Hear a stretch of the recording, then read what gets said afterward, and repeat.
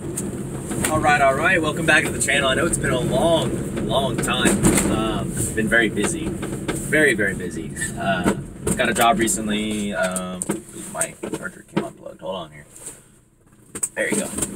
As you can tell, I don't have my Honda Street Van anymore. I have officially switched over once again to a late 1992, which I thought was a 93 when I bought it, but it's a late 1992 PS4 Subaru Sambar. It's got the carbureted edition, four-wheel drive, no AC, so it's a bit of a turn down, but I may end up selling this one and getting another Subaru that has AC, so a work in progress. But anyway, I'm currently daily driving this one. What else? Yeah, so I actually traded the van for the truck from somebody that was selling this.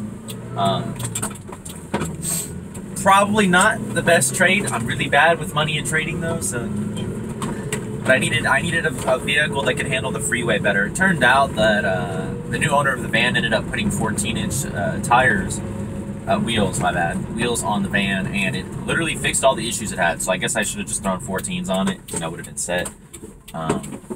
But I think it was nice to try something new. The Subaru models versus the Hondas are completely different in design. The Hondas are all unibody, so the Honda Active is unibody. So it's all, you know, welded together. The only thing that unbolts is like the front subframe. And well, not even that, it's mostly welded together. The only thing that really comes off is the engine and then like the rear solid axle assembly and then some of the front suspension components. But on the Subaru, it's actually a full frame, so you've got a frame that runs the length of the length of the vehicle. And there's some pros and cons to each. After driving both, I can tell you right now that the Honda does drive a little more. It's a little more smooth. It's less stiff. But I'm also running winter tires right now at like 40 psi because the required is like 50. So this definitely is riding pretty stiff right now until I get some different tires. That being said, this truck drives very straight and very, like, I know it rides rough, but it's also at the same time very rigid and very straight the way it drives. It drives very nice in the steering. So it's a lot different. Also, the Subaru, the cab comes off and the bed comes off separately. They're separate pieces. And the rear end is actually independent suspension over the solid rear end with leaf springs that the Honda has. So you probably get a little more weight capacity with the Honda. They are rated the same, but I mean, nobody ever listens to the rating on payload. I do believe that the Subarus have the least payload capacity as far as how much over that rated capacity you can go, because it's basically just a sheet metal flatbed about 5 inches above the frame. So wherever you're gonna, let's say you pinpoint put a lot of weight somewhere on the bed that's not where there's like a support underneath, there's a chance it can flex. And my bed actually specifically does have some distortion in the rear side. It looks like they were probably storing another mini truck up on top, like where they parked the front end on top of the bed, and it looks like it distorted down a little bit. That's just one of the weak spots in the bed. It doesn't really bother me that much because it's my work car, so not totally mad about it. But it's stuff to think about if anybody's ever interested in buying a Subaru. The main reason that I ended up getting a Subaru over a Honda is the Subarus do have more torque, and they do have the push-button four-wheel drive on the shifter column, which is just a preference. Also, I wanted to give it a shot. I kind of have this addiction to trading K cars a lot. I do not plan to get rid of the Cappuccino though. That is staying with me. The call from Mary Wilson. Anyway, had a call come in.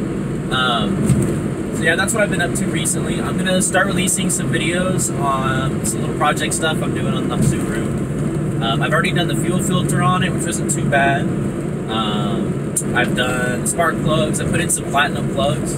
I did an air filter. You really can't run any sort of American like micro guard filter. You have to get OEM. It's very like specific dimension. The only filter I know that would fit that's not OEM is there's a K&N filter that fits. I saw somebody on YouTube do it, but when I go to K&N's website, I don't actually see it for sale, so I don't know if it's discontinued or what. I don't know. So I haven't done too much else to it. I did have the alternator rebuilt, so when I bought the truck, the alternator was actually failing. It had a failing voltage regulator.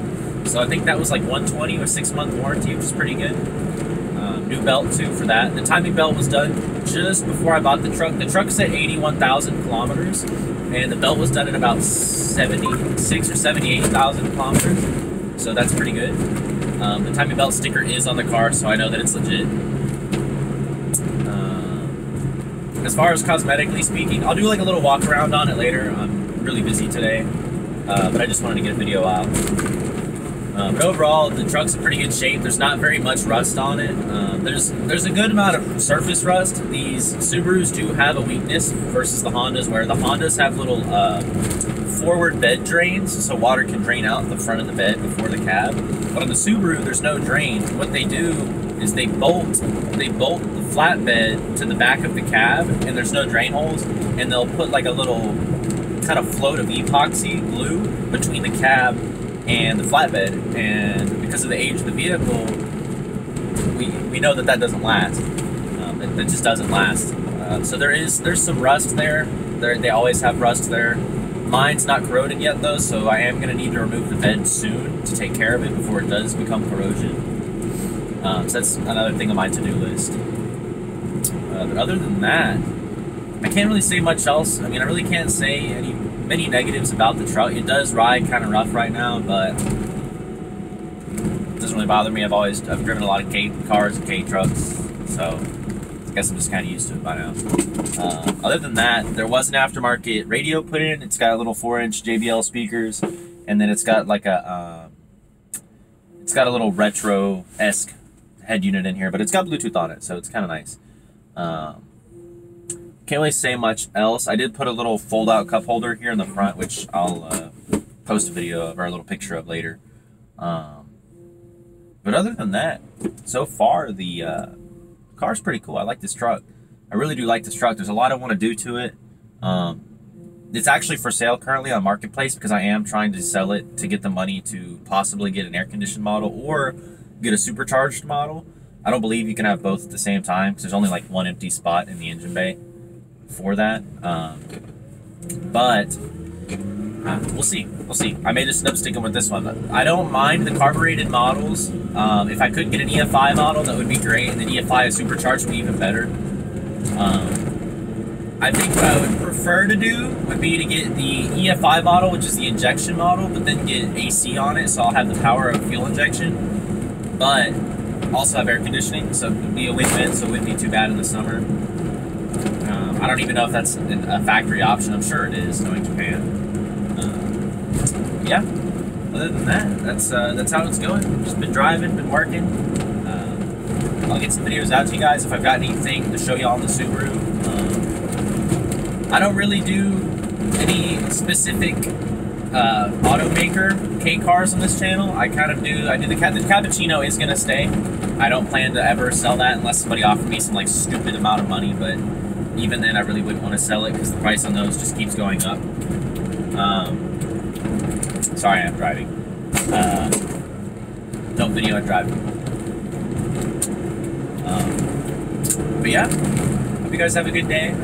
We're gonna be doing some Subaru stuff now. Subaru and some Suzuki. My buddy also does want to get a Honda Beat, I think, at some point. So if he ends up getting a Honda Beat, I'll try to get some of that on video. I've seen Honda Beats in person. It's comparable to the Suzuki Cappuccino, but it's not turbocharged. I believe it's got independent injection on the E07A engine that Honda makes for like the vans and the trucks. And it may even be dual overhead cam. I'm not 100% sure on that though. Yeah, you guys have a good one, and talk to you later. Peace out.